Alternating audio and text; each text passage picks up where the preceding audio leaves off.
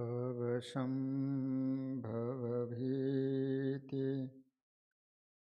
वेदनं सुखसंपद करुणानिकेतनम्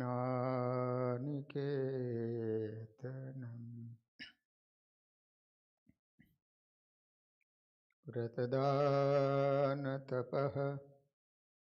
क्रियाफलम् सहजानन्दगुरुं भजे सदा। ॐ अवतारिणि श्री स्वामिनारायणाय नमो नमः। हरिकृष्णाय घनश्यामाय नीलकंठाय सरयुदासाय नमो नमः। बोलो स्वामिनारायण भगवाननी जय। श्री हरि कृष्ण महाराजनी जय। श्री नरनारायण देवनी जय। श्री लक्ष्मी नारायण देवनी जय। श्री रेवती बड़देव जी महाराजनी जय।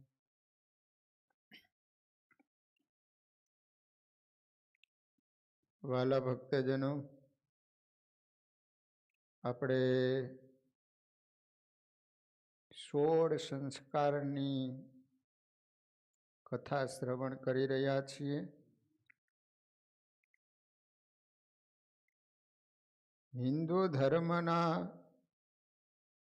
16 સંસ્કારો પૈકીનો 11મો સંસ્કાર, તેનું નામ છે વેદારંભ સંસ્કાર.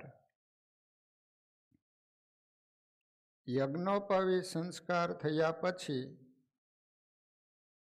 બાળક બ્રહ્મચારી બને છે. તેના પ્રારંભિક શિક્ષણની શરૂઆત કરાવવામાં આવે છે. પ્રારંભિક શિક્ષણ પૂરું કર્યા પછી બ્રહ્મચારીને વેદ વેદાંતના અભ્યાસની શરૂઆત કરાવવામાં આવે છે. આજે પણ શિક્ષણમાં અવિધિસર રીતે આ પદ્ધતિ જોવા મળે છે. 5 વર્ષે બાળકને શાળામાં દાખલ કરવામાં આવે છે. તે ધીરે ધીરે 12 ધોરણ સુધી પહોંચે ત્યાં સુધી બધા છાત્રોને મહદ અંશે એક સરખું શિક્ષણ આપવામાં આવે છે. આ પાયાનું જ્ઞાન મેળવી તેમાં પારંગત થઈએ HSC ધોરણ 12 પૂરું થાય પછી તેની લાયકાત, ટકાવારી તથા પસંદગી પ્રમાણે તેને વિવિધ વિદ્યા શાખામાં પ્રવેશ મળે છે. ત્યાં તેને જે તે વિષયનું ખાસ શિક્ષણ આપી તેમાં તજજ્ઞ બનાવવામાં આવે છે. આ પરંપરા વેદકાળથી ચાલી આવે છે. પ્રારંભિક શિક્ષણ પછી બ્રાહ્મણ, ક્ષત્રિય અને વૈશ્ય વર્ગના બાળકોને પોતપોતાના વ્યવસાયને અનુરૂપ વેદ વેદાંગ અને 64 કળાઓનું શિક્ષણ આપવામાં આવે છે. ન્યાય દર્શનની બાલપોથી તર્ક સંગ્રહમાં અન્નમ ભટ્ટે લખ્યું છે કે બાલાનામ સુખ બોધાર્થમ ક્રિયતે તર્ક સંગ્રહ. અર્થાત બાળકોને સુખેથી તત્વજ્ઞાન થાય એ માટે હું તર્ક સંગ્રહ બનાવું છું. પછી વ્યાખ્યામાં તર્કશાસ્ત્રની દ્રષ્ટિએ બાળક કોને કહેવાય, કો અત્ર બાલઃ, એના પ્રત્યુત્તરમાં લખ્યું છે કે અધીત કોશ વ્યાકરણાદિ શાસ્ત્ર અત્ર બાલઃ. અર્થાત સાહિત્ય, શબ્દકોશ, અને વ્યાકરણ આદિ શાસ્ત્રનો જેને સાંગોપાંગ કહેતા સંપૂર્ણ અભ્યાસ પૂરો કર્યો તેવો વ્યક્તિ ન્યાય દર્શનની દ્રષ્ટિએ બાળક છે. અર્થાત તર્કશાસ્ત્રના અભ્યાસની શરૂઆત કરતા પહેલા સાહિત્ય, કોષ, વ્યાકરણ વગેરે ભણવું અનિવાર્ય છે. પછી તર્કશાસ્ત્રમાં પ્રવેશ મળે છે. આવું જ વેદા અધ્યયનમાં છે. વેદને સમજવા એના શિક્ષા, વ્યાકરણ, કલ્પ, નિરુક્ત, છંદ અને જ્યોતિષ 6 અંગોનો અભ્યાસ કરવો જરૂરી છે. વેદના 6 અંગો કહેવાય છે. 6 અંગો કહેવાય છે. એના નામ છે શિક્ષા, વ્યાકરણ, કલ્પ, નિરુક્ત, છંદ અને જ્યોતિષ. આ 6 અંગો ભણ્યા વિના વેદ મંત્રો યથાર્થ રીતે સમજી શકતા નથી. આમ પૂર્વેનું જરૂરી જ્ઞાન લીધા પછી વેદારંભ કરવામાં આવે છે. હિન્દુ ધર્મના 16 સંસ્કારો પૈકીનો 12મો સંસ્કાર એનું નામ છે સમાવર્તન સંસ્કાર. સમાવર્તન સંસ્કાર.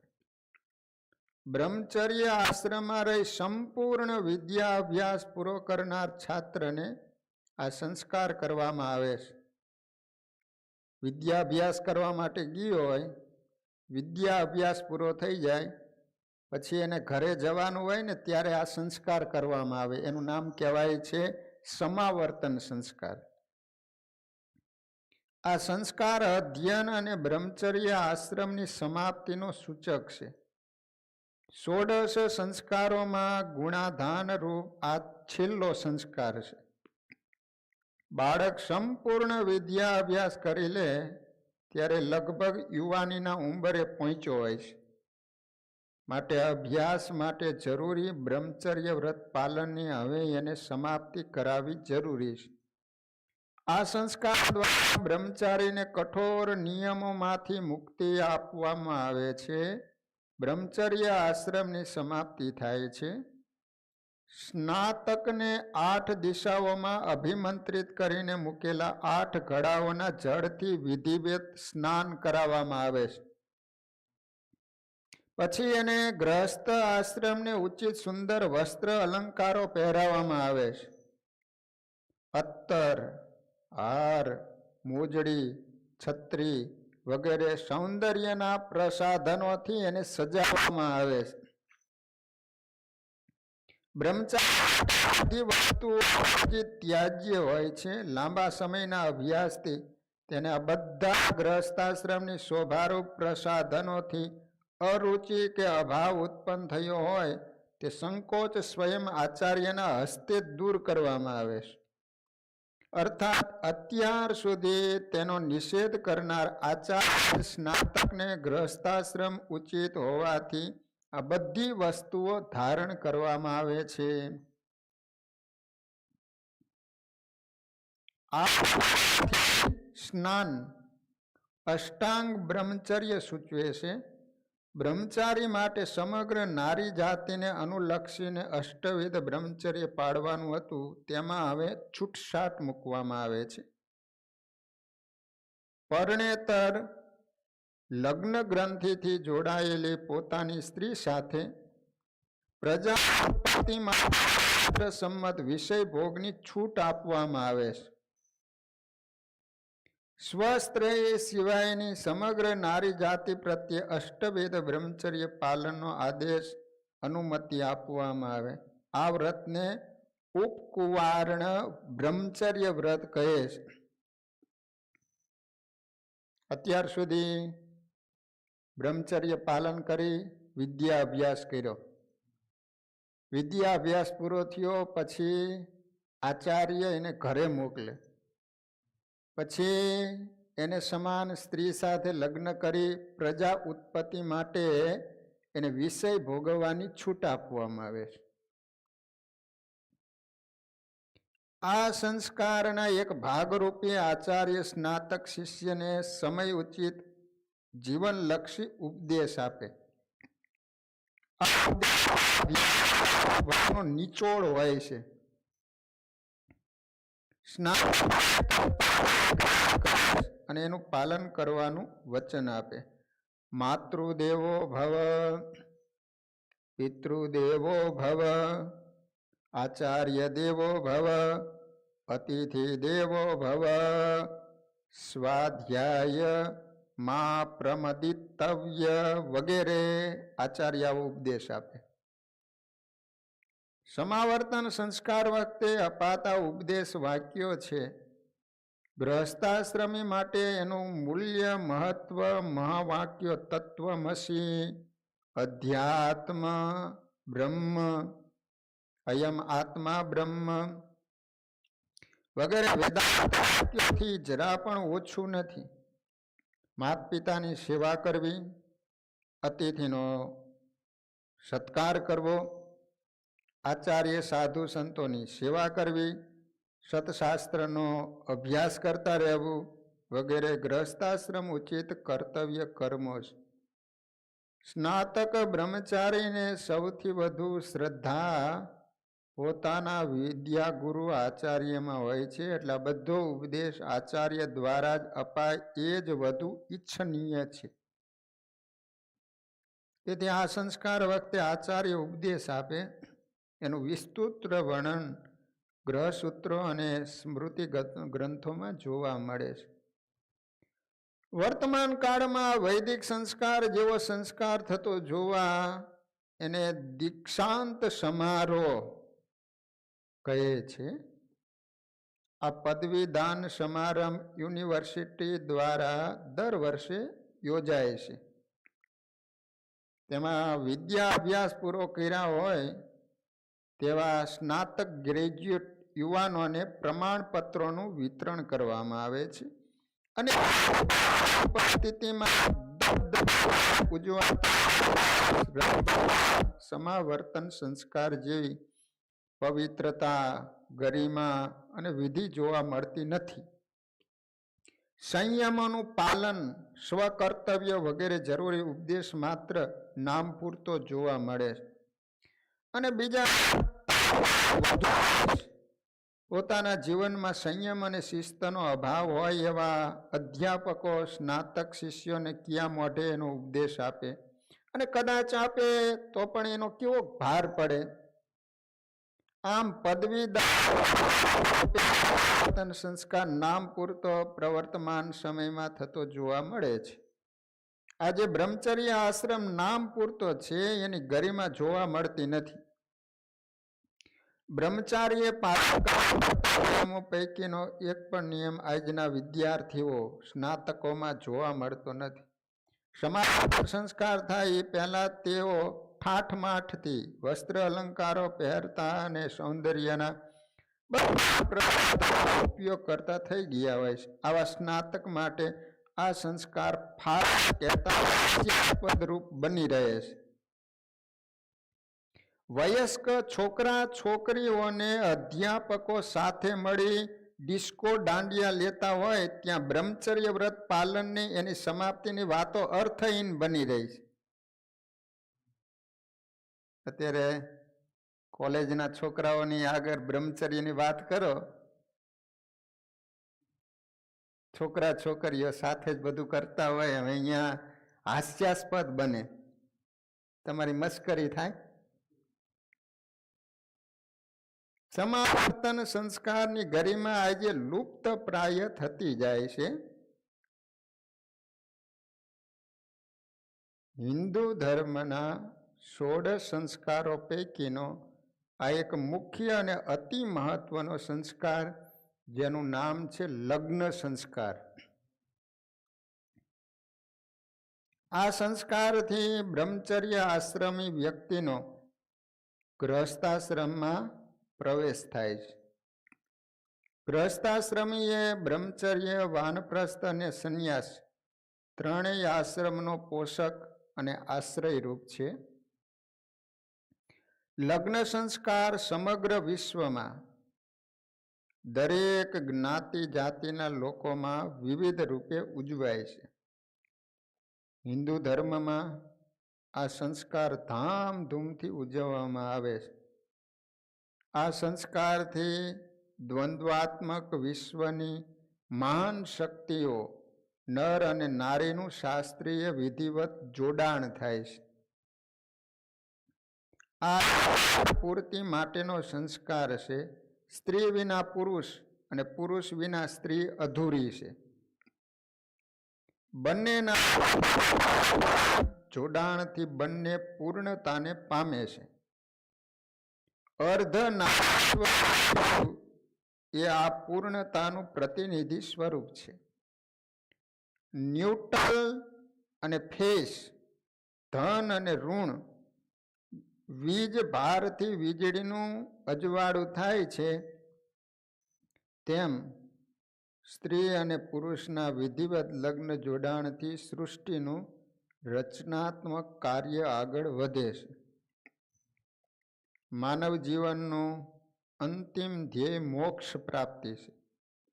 પરંતુ જીવને વળગેલી જન્મ જન્માંતરની વાસનાથી જ્યાં સુધી છુટકારો ન થાય, વૈરાગ્ય ઉદય ન થાય, ત્યાં સુધી માણસ મોક્ષ માર્ગે આગળ વધી શકતો નથી. વિષય ભોગની તીખી વાસના ઓછી કરવા અને સાંસારિક સુખોથી મૃગજળવત આભાસી રમણીયતાનો યથાર્થ અનુભવ ન થાય ત્યાં સુધી વિવેક ઉદય થતો નથી. એકવાર ઉષ્ણતાનો અનુભવ કરી ચૂકનાર ફરી અગ્નિમાં હાથ નાખવાનું સ્વપ્નમાં પણ વિચારતો નથી. ત્યાં વિષય ભોગની અસારતાનો અનુભવ કરાવવા માટે શાસ્ત્રકારોએ લગ્ન એક પવિત્ર સંસ્કાર ગણ્યો છે.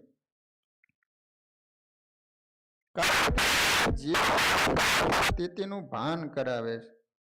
ગ્રહસ્થા યથેષ્ટ નિરંકુશ વિષય ભોગ માટે નથી. લગ્ન એ વિષય ભોગનું લાયસન્સ નથી, પરંતુ વિષયોથી પ્રાપ્ત થતા સુખની આભાસિકતાની એક ઝલક મેળવવા માટે છે. તેથી શાસ્ત્રોમાં સ્ત્રીને ભોગ પત્ની નહીં પણ ધર્મ પત્ની કહેવામાં આવી છે. એ ત્રણ પુરુષાર્થનો આધાર લગ્ન છે. અન્ય સર્વ આશ્રમો ગ્રહસ્થાશ્રમને આધારે જીવનારા પરાશ્રયી છે. લગ્ન સંસ્કારથી વ્યક્તિ ઉપર સાંસારિક અને આધ્યાત્મિક જીવનની ખૂબ મોટી જવાબદારી આવી પડે છે. પુરુષને શાસ્ત્રીય મર્યાદામાં રહીને વિષય ભોગની છૂટછાટ લગ્ન સંસ્કાર દ્વારા આપવામાં આવે છે. લગ્ન સંસ્કારથી જીવનના દ્વિતીય આશ્રમ ગ્રહસ્થાશ્રમનો પ્રારંભ થાય છે. લગ્ન સંસ્કાર છે ગ્રહણામી તે સૌ ભગત્વાય હસ્તમયા, અર્થાત હે શોભને, હું ઐશ્વર્યની વૃદ્ધિ માટે તારો હાથ ગ્રહણ કરું છું. તું મારા સુધી સુખપૂર્વક નિવાસ કર. ભગ, અર્યમા, સૂર્ય, ઇન્દ્રાદિ દેવતાઓએ તને મને ગ્રસ્ત ધર્મના પાલન માટે આપી છે. મનુસ્મૃતિમાં લખ્યું કે લગ્નના બ્રાહ્મ, દેવ, આર્ષ, પ્રાજાપત્ય, આસુરી, ગાંધર્વ, રાક્ષસી અને પિશાચી એમ 8 પ્રકારો બતાવ્યા છે. લગ્ન 8 પ્રકાર છે. બ્રાહ્મ, દેવ, આર્ષ, પ્રાજાપત્ય, આસુરી, ગાંધર્વ, રાક્ષસી અને પિશાચી 8 પ્રકારે લગ્ન થાય છે. એમાં પહેલા 4 ઉત્તમ અને છેલ્લા 4 અધમ ગણાય છે. ગાંધર્વ, રાક્ષસી, પિશાચી અને આસુરી આ અધમ લગ્ન કહેવાય. બ્રાહ્મ, દેવ, આર્ષ અને પ્રાજાપત્ય આ ઉત્તમ લગ્ન કીધા 4. વિદ્યા, ગુણિયલ, રૂપવાન અને કુલીન વ્યક્તિને બોલાવીને ધર્મપૂર્વક અગ્નિની સાક્ષીએ કન્યાદાન આપવું એ બ્રાહ્મ લગ્ન છે.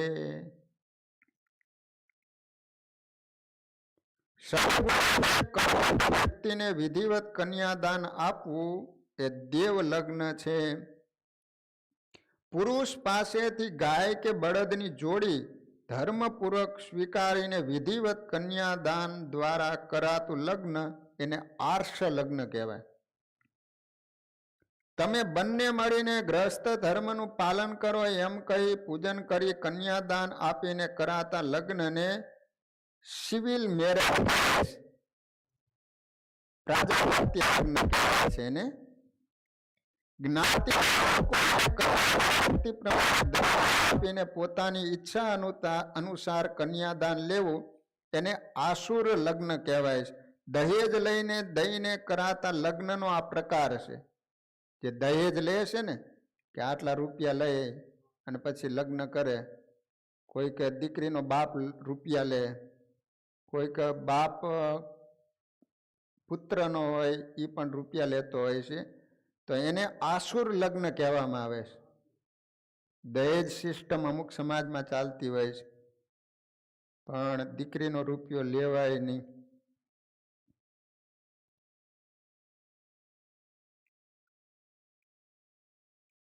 સ્ત્રી પુરુષના પરસ્પર કામ ભાવથી સ્વ ઈચ્છાથી થતા જોડાણ સંયોગને ગાંધર્વ કહેતા લવ મેરેજ કહેવાય. સ્ત્રી પુરુષના પરસ્પર કામ ભાવથી કહેતા સ્વ ઈચ્છાથી થતા જોડાણ. છોકરા છોકરીનો પ્રેમ થઈ ગયો હોય પછી પોતાની રીતે જે લગ્ન કરી લે એને શું કહેવાય છે? ગાંધર્વ લગ્ન કહેવાય. અત્યારે ઇંગ્લિશમાં એને લવ મેરેજ કહે છે. સ્ત્રીની બે એને પિશાચી લગ્ન કહેવાય છે. નથી ઘણીવાર છોકરીઓને ખાવામાં કંઈક આપી દે અને પછી છોકરીઓને ઉપાડીને લઈ જતા હોય છે અને બળપૂર્વક એની સાથે જે લગ્ન કરે એનું નામ કહેવામાં આવે છે પિશાચી લગ્ન. પિશાચી લગ્ન.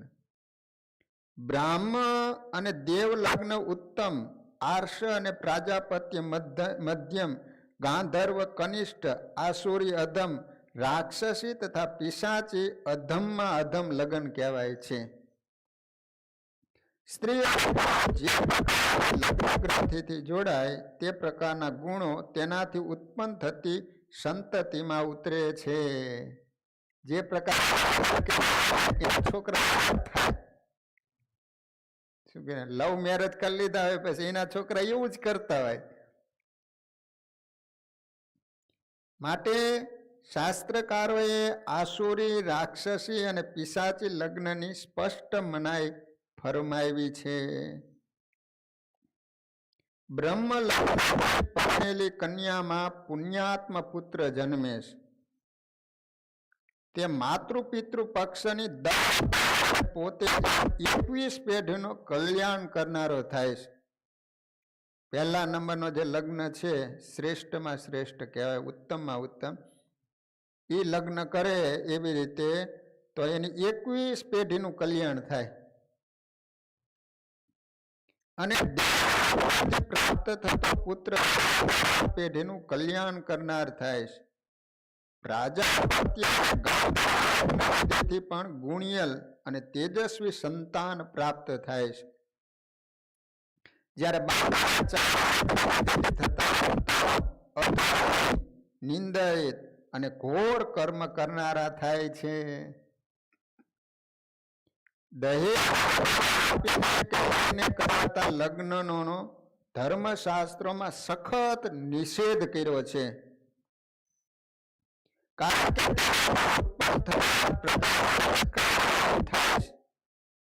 દહેજ લઈને જે કરે છે ને લગ્ન તો એના છોકરાઓ સંસ્કારહીન થાય છે. વડીલથી થતા લગ્નો દ્વારા પ્રાય સજોડા નહીં પણ કજોડા જે સનાતન ધર્મને લાંછન લગાડે છે. બ્રાહ્મ અને દેવ લગ્નો સંજોગો વસાત 5-10% નિષ્ફળ જાય છે, જ્યારે ગાંધર્વ લગ્નો 5-10% સફળ થાય. લગ્ન કરે એ લાંબા ટકતા નથી, અમુક જ સફળ થાય છેલ્લા સુધી. ગાંધર્વ પ્રેમ લગ્નનું મુખ્ય પ્રેરક પરિબળ સ્ત્રી પુરુષનું બાહ્ય આકર્ષણ, શરીર સૌંદર્ય જ હોય છે. એમાં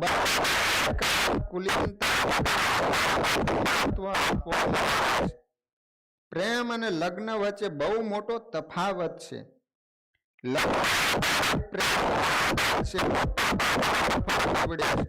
જ્યારે પ્રેમ નિષ્ફળ નીવડે છે.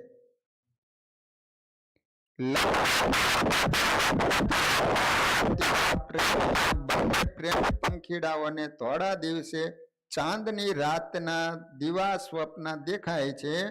પોતે કોઈ ગંધર્વ લોકમાં યથેષ્ટ વિચાર કરનાર હોય એવું અનુભવે છે.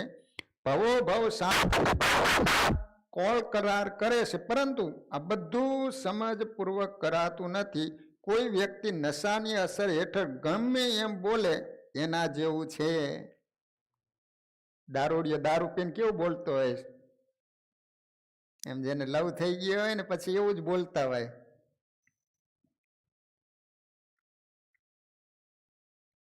પ્રેમ એક નશો છે. પ્રેમ દીવાની વ્યક્તિઓની વિવેક બુદ્ધિ કુંઠિત થઈ જાય છે. એની બુદ્ધિ અહીંયા હોતી જ નથી. બાહ્ય પ્રેમ મૃગજળ જેવો બને છે. તે અગાઉ અંતે ભ્રામક પુરવાર થાય. તેનાથી મન મનાવી શકાય પણ તરસ छिपाવી શકાતી નથી. આ કહેવા પ્રેમ એ ખરેખર પ્રેમ પણ એક પ્રકાર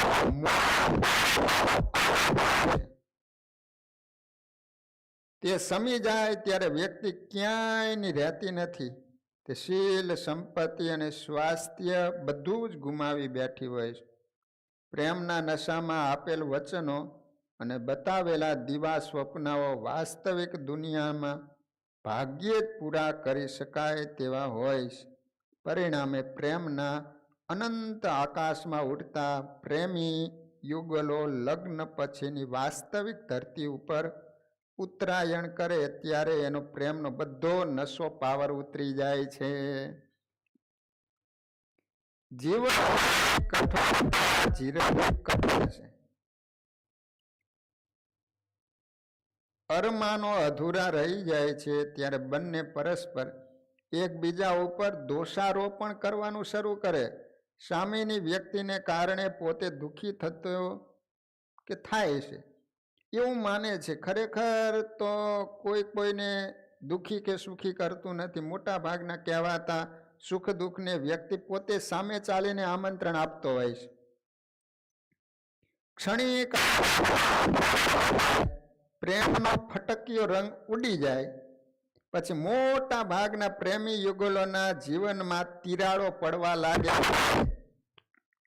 છેલ્લે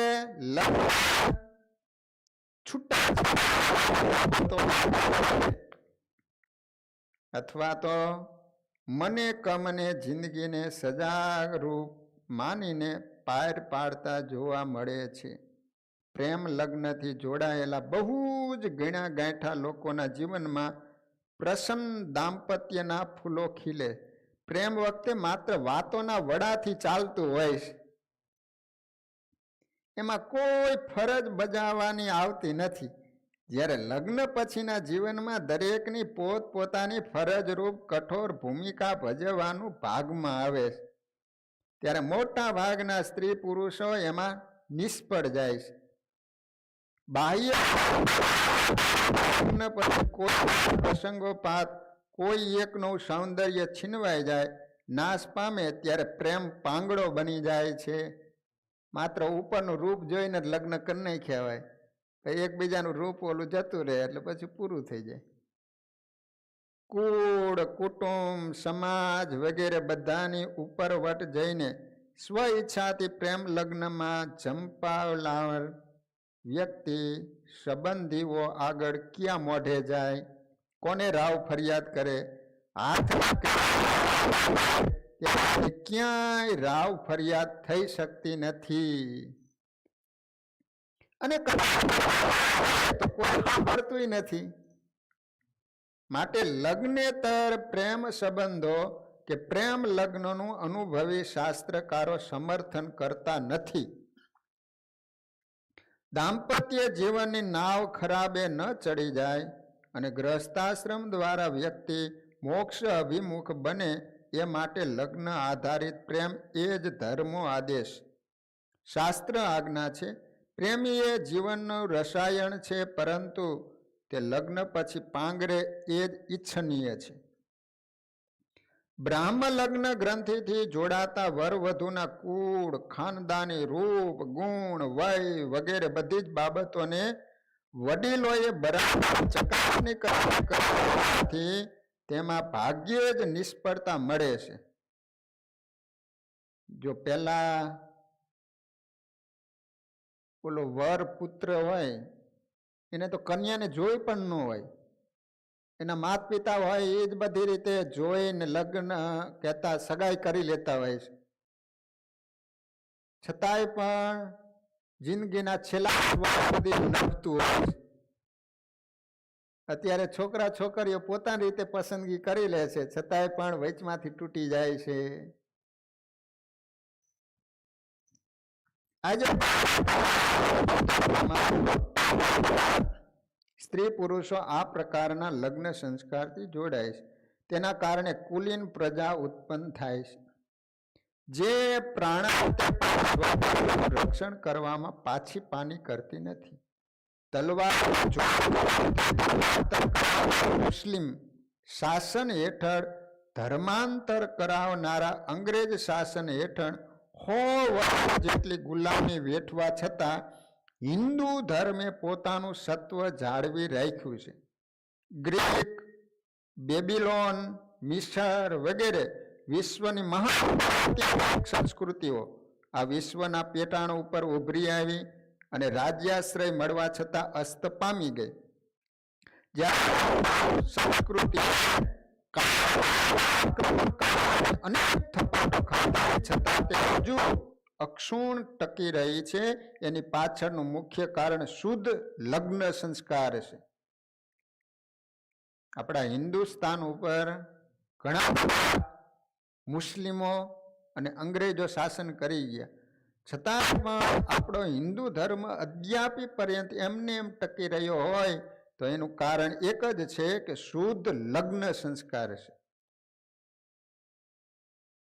જીવ વિજ્ઞાનના સિદ્ધાંતો કહે છે કે જેનેટિક્સનું હાઇબ્રિડેશન કરેલા બિયારણથી થોડો વખત ઉત્પાદન વધારે આવે છે, પરંતુ તે લાંબા મુક્ત થાય છે. તેના ગુણો નાશ પામે છે. જીવ વિજ્ઞાન નૃવંશશાસ્ત્રને પણ એટલા જ લાગુ પડે છે. હિન્દુ ધર્મ એના સંસ્કારો શુદ્ધિકરણની પ્રક્રિયાના કારણે જ ટકી શક્યો છે. આસુરી, રાક્ષસ, પિચાસ વગેરે લગ્ન એ ખરેખર કોઈ લગ્ન સંસ્કાર જ ન ગણાય. કોઈ સ્થાન નથી. તે માત્ર વિષય ભોગ માટેનો બંનેનો અહિત કરનાર અનિચ્છનીય કામાચાર છે. તેનાથી સમાજમાં અનેક પ્રકારની વિકૃતિઓ જન્મે છે, માટે તે નિંદનીય છે. લગ્ન ક્યાં આ કાળ દેશકાળ ઉપર આધાર રાખે છે. શીતકાળ ઠંડા દેશોમાં મોટી ઉંમરે લગ્ન થાય એ ઈચ્છનીય છે. જ્યાં ઓછી વય મર્યાદામાં લગ્ન સંસ્કાર કરવો જોઈએ. જ્યાં વધારે પડતી હોય ત્યાં નાની ઉંમરે લગ્ન કરવા જોઈએ. જ્યાં ઠંડો પ્રદેશ રહેતો હોય ત્યાં મોટી ઉંમરે લગ્ન કરવા જોઈએ.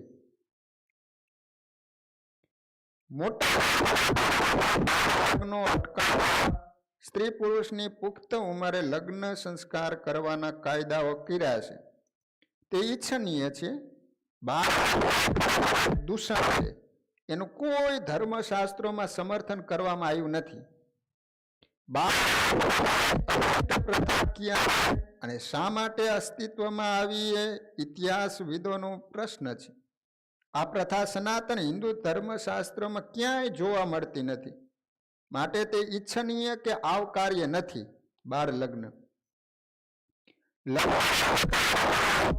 સાર્વત્રિક રીતે લાગુ પાડી શકાય તેવા સમયનો નિર્દેશ કરતા મહર્ષિ સુશ્રુત શારીરિક સ્થાનમાં લખે છે કે અથસ્મય 25 વર્ષાય 12 વર્ષીયા પત્ની મહાવહેત, અર્થાત 25 વર્ષના પુરુષ સાથે 12 વર્ષની કન્યાનો વિવાહ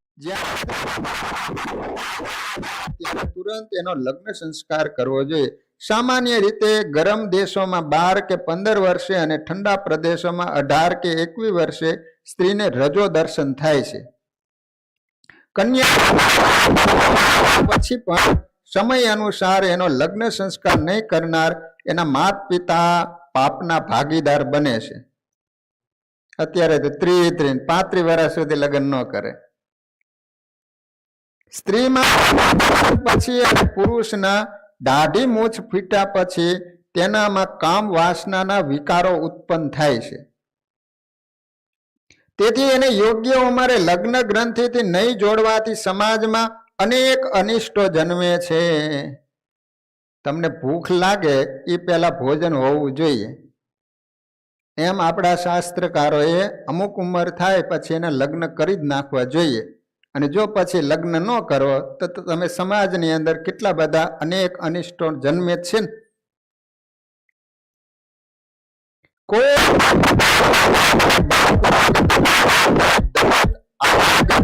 મનોવિકાર જન્મે છે, માટે શાસ્ત્રકારોએ સ્ત્રી પુરુષનો યોગ્ય ઉંમરે લગ્ન સંસ્કાર કરવાનો ધર્મ આદેશ આપ્યો છે. 25 વર્ષ સુધીમાં થઈ જવા જોઈએ.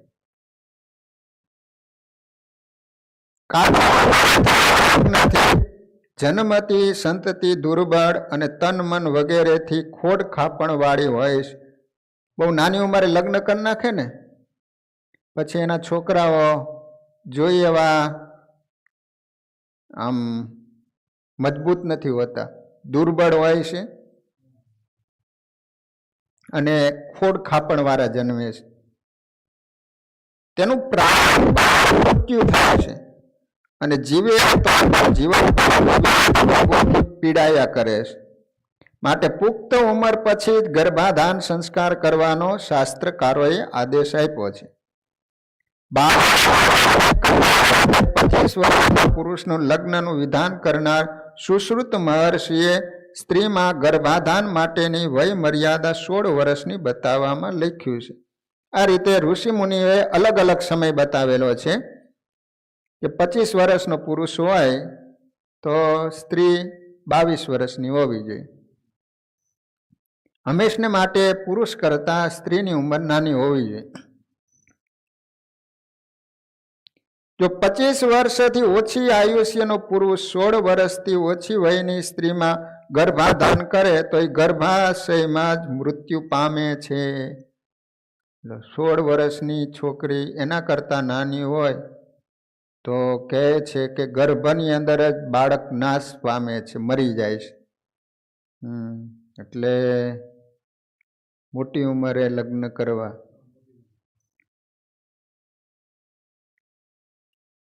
અને કદાચ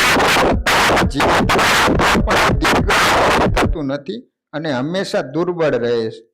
માટે ઓછી કહેતા કાચી ઉંમરની સ્ત્રીમાં ક્યારેય ગર્ભાધાન કરવું નહીં. કન્યા તુરંત એટલે કે 16 વર્ષની થાય ત્યારે સાસરે વડાવવામાં આવે ત્યાં સુધી તે પિતાને ઘરે રહે છે. હજુ પણ હિન્દુ સમાજમાં મોટા ભાગના શાસ્ત્ર જ્ઞાનથી અનભિજ્ઞ ગ્રામીણ કહેવાતા લોકો પણ સામાજિક અને કુળ પરંપરાના ધોરણે કરતા હોવાનું જોવા મળે છે. પુખ્ત ઉંમરની કન્યા થાય ત્યારે એને સાસરે વડાવે, એને આણું કહે છે. શું થાય? લગ્ન કરી નાખે પણ પછી તરત જ દીકરી છે બાપને અહીંયા રહેતી હોય છે. પછી મોટી થાય ને પછી જ એને સાસરે રહેતી હોય છે. રજો દર્શન પછી તુરંત વિવાહ અને ગર્ભાધાન વચ્ચે લાંબો સમયગાળો રાખવા પાછળનો આશય ખૂબ સમજવા જેવો છે. કારણ કે એને લગ્ન કરી નાખ્યા હોય પછી સ્ત્રીનું કે પુરુષનું મન બીજે ભટકે નહીં, એનું નક્કી થઈ ગયું હોય, પાકું થઈ ગયું હોય.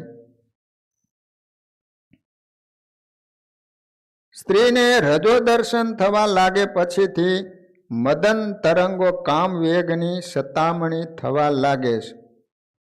તેથી એનું મન જ્યાં ત્યાં ભટકવા લાગે છે.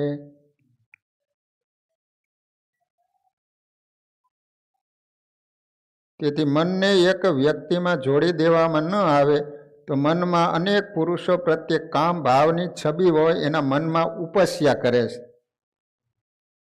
એના કારણે એનું મન મલિન બને છે અને નબળા દેશ કાળને સંગ થાય તો એ પતિત પણ થાય છે. કૌમાર્ય શીલનો ભંગ થાય અને સમાજમાં બિનવારસી પ્રજા ઉત્પન્ન થાય છે તથા દુરાચાર ફેલાય છે. જો સ્ત્રીમાં કામવેગ જાગે તુરંત એને કોઈ વ્યક્તિ સાથે લગ્ન ગ્રંથિથી જોડી દેવામાં આવે તો એનું મન જ્યાં ત્યાં ભટકતું નથી. તેને પોતાના લગ્ન પાત્ર અનિચ્છનીય વેગને રોકવામાં મદદરૂપ થાય છે. પતિવ્રતા ચારિત્ર્ય શીલ સ્ત્રી પોતાના પતિની પ્રીતિપાત્ર બનવા દુરાચરણ કરતી અટકે છે. એ પછી ઓછી દુરાચરણ કરશે, કારણ કે એને નક્કી જ કરી લીધો છે કે આ મારો પતિ છે. પછી એનું મન ગમે ત્યાં ભટક્યા નહીં કરે. આ તમે મોટી ઉંમર સુધી લગ્ન કરતા જ નથી, પછી તો અમુક વેગ હોય છે એટલે રહી શકતી ન હોય, એને કારણે સમાજની અંદર આવા દૂષણો બહુ જોવા મળે છે.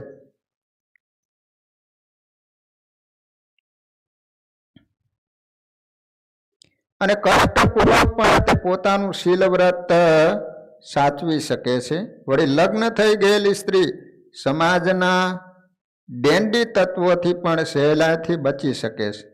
આવા તત્વો સ્ત્રી પ્રત્યે ભાગ્યે જ નજર બગાડે. જો લગ્ન થઈ ગયા હોય પછી સ્ત્રી ઉપર બહુ નજર નહીં બગાડે, ખ્યાલ આવી ગયો છે કે આના લગ્ન થઈ ગયા છે. જેનો કોઈ એ સ્વાભાવિક છે. જ્યારે પરણેલી સ્ત્રીની સમાજ મર્યાદા સાચવે છે. કોલેજ કાળમાં બરાબર છે કે જેમનો સંબંધ કે લગ્ન થયા નહોતા તેવા પુખ્ત ઉંમરના બહુધા કોલેજિયન છોકરા છોકરીઓ ઉચ્છૃંખલ રીતે વર્તતા હતા. જ્યારે જેમનું વયવિશાળ કે લગ્ન થઈ ગયા હતા તેઓમાં કામાચાર નહીવત જોવા મળતો હતો. વયવિશાળ થઈ ગયેલ છોકરા છોકરીઓને ભાગ્યે જ કોઈ છેડતું કરતું કે એના પ્રત્યે પ્રેમ ખરેખર તો વાસના પ્રદર્શિત કરતું. છોકરાઓનો પણ યોગ્ય સંબંધ કે લગ્ન થઈ જાય તો એનું મન જ્યાં ત્યાં ભટકતું અટકી જાય છે. યોગ્ય ઉંમરે લગ્ન ગ્રંથિથી યુવક યુવતીઓને જો જોડી દેવામાં આવે તો સમાજમાં ચાલતા અનૈતિક પ્રેમ પ્રકરણો અને યથેચ્છાચારનું પ્રમાણ કદાચ સાવ નાબૂદ ન થાય તોય પણ ઓછું તો જરૂર થાય. લગ્ન પૂર્વે સ્ત્રીના ચિત્તમાં પુરુષની અને પુરુષના ચિત્તમાં સ્ત્રીની અનેક મનુછબીઓ બને અને બગડે તો એનાથી એનું ભાવિ ગ્રસ્ત જીવન પણ નંદવાય છે. એના ચિત્તની પવિત્રતા નષ્ટ થાય છે. રેઢિયા પૂર્વ આદતના જોરે લગ્ન પછી પણ જ્યાં ત્યાં મોઢું મારવા લલચાય છે. આજે સમાજમાં જોવા મળતી ચારિત્ર્યની શિથિલતાનું કારણ સમય ઉચિત લગ્ન સંસ્કાર પ્રત્યેની ઉપેક્ષા છે. ઘણા મા બાપ મોટી ઉંમરે પહોંચે છતાં કોઈ ને કોઈ કારણોસર કન્યામાં થયેલ પરિવર્તન પ્રત્યે આંખ આડા કાન કરતા જોવા મળે છે. યુવતીઓનું ભાગી જવાનું કે ભગાવાનું તથા કુમાર મુખ્ય છે. મોટી ઉંમરે થાય છતાંય પણ લગ્ન ન કરે પછી આવા બનાવ બને.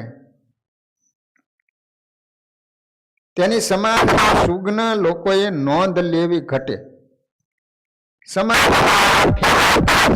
દુરાચારથી રોગના મૂળ સુધી ગયા વિના એને જડ મૂળથી નાબૂદ કરી શકવાનું અશક્ય છે. સરકાર એ બહુ કામયાબ નથી. આપણા પૂર્વજોએ ઊંડું શાણ પણ દેખાય છે. આપણે મનગમતા ફેરફાર કરવા જઈએ એટલું સહન કરવું જ રહ્યું. વ્યવસ્થા છે કે જે સ્ત્રી પુરુષોને દુરાચરણ તરફ જતા રોકે છે. તેથી આ વ્યવસ્થામાં જેટલી ગરબડ ઊભી થાય એટલો સમાજમાં દુરાચાર ફેલાય અને લાંબા ભરખી જાય છે. સ્ત્રી કે એ સારું નથી. આજે લોકોમાં બિલકુલ વિવાહ ન કરવા કે મોટી ઉંમરે વિવાહ કરવાનું વલણ વધતું જાય છે. એ અયોગ્ય છે. કારણ કે પત્નીની પ્રકૃતિ વચ્ચે સુમેળ ન સ્થાપી શકાય એટલી મોટી ઉંમરે પહોંચવા સુધીમાં એની બુરી આદતો એવી મજબૂત થઈ જાય છે કે પછી એમાં પરિવર્તન કરવાનું કામ અઘરું થઈ પડે છે. તેથી મને શીઘ્ર કહેતા યોગ્ય ઉંમરે વિવાહ લગ્ન સંસ્કારને પ્રોત્સાહન આપવું સારું લાગે છે. મનોવિજ્ઞાન અને સમાજ યુવક યુવતીના યોગ્ય ઉંમરે લગ્ન કરવા જોઈએ એ વાતનું સમર્થન કર્યું છે અને એ સમાજ સ્પષ્ટ સ્વીકાર કર્યો છે. આપણો સૌનો અનુભવ પણ આ બાબતની સાખ પૂરે છે. આજે સમાજમાં મોટી ઉંમરે લગ્નનું પ્રમાણ વધતું જાય છે. તેનાથી સમાજમાં અનૈતિકતા વધવાની એ નિર્વિવાદ વાત છે.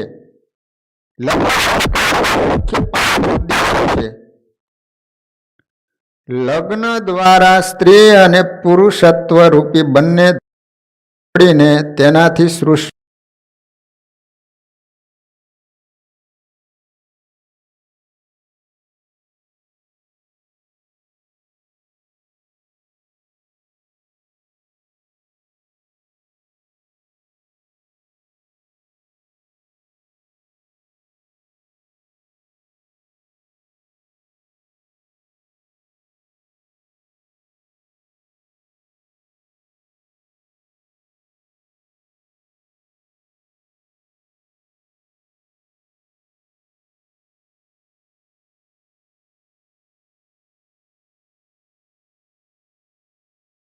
મોક્ષનું સાધન કર્યા વિના વ્યર્થ ચાલ્યો જાય તો પછી અનંતકાળ સુધી પસ્તાવો અને પારાવાર પીડા તો ભોગવ્યા વિના છૂટકો નથી. મનુષ્ય દેહ મળવા છતાં મોક્ષ પ્રાપ્તિ માટે પ્રયત્ન નહીં કરનારને શાસ્ત્રોમાં આત્મઘાતી કહ્યો છે. મોક્ષ માર્ગે તો બધાને ચાલવું છે, પરંતુ જીવને વળગેલી જન્મ જન્માંતરની અનંત વાસનાઓ એને માર્ગ કરે છે. વિસ્તરેલા વાસનાના અનંત વિસ્તારોને ધીરે ધીરે ઓછો કરી તેના જીવન કરતા તીખી વાસના જન્ય વિષય ભોગના સદંતર નિષેધના આદેશનું પાલન કરવા માટે અસમર્થ કે મક્કમ મનોબળ વિનાના માણસો કુપથગામી ન બની જાય એ માટે શાસ્ત્રકારોએ મર્યાદામાં રહીને વિષય ભોગની છૂટછાટ માટે લગ્ન ગ્રસ્તાશ્રમને અનુમતિ આપી.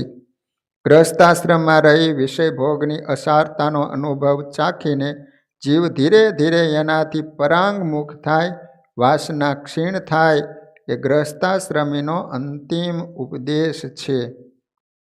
તો આ રીતે ભક્તજનો આપણે 16 સંસ્કાર પૈકીનો લગ્ન સંસ્કાર એ આપણે જોયું. તો હવે બાકીના બીજા સંસ્કારો આપણે કાલે શ્રવણ કરીશું. અહીંયા કથાનો સમય પૂરો. હરિસ્મરણ સાથે કથાને વિરામ. ભલા ભક્તજનો, અમેરિકામાં રહેતા રતિભાઈ શાહ, આપણું જે વ્યોકન અમેરિકામાં પહેલું મંદિર બનેલું, ત્યાં રતિભાઈ દર્શન કરવા માટે, સત્સંગ કરવા માટે આવતા હતા. 93 વર્ષની ઉંમરે ભગવાનનું સ્મરણ કરતા ભગવાનના ધામમાં સિધાવ્યા. ભગવાનના ચરણોમાં પ્રાર્થના કરીએ કે ભગવાન પોતાની સમીપે રાખે, મૂર્તિનું સુખ આપે, એમના પરિવારને જે કાંઈ દુઃખ આવી પડ્યું છે એને સહન કરવાનું ભગવાન ધીરજ પહેરે અને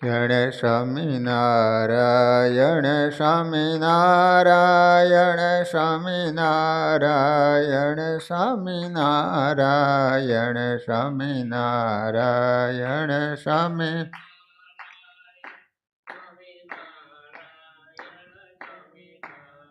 સ્વામિનારાયણ સ્વામિનારાયણ સ્વામિનારાયણ સ્વામિનારાયણ સ્વામિનારાયણ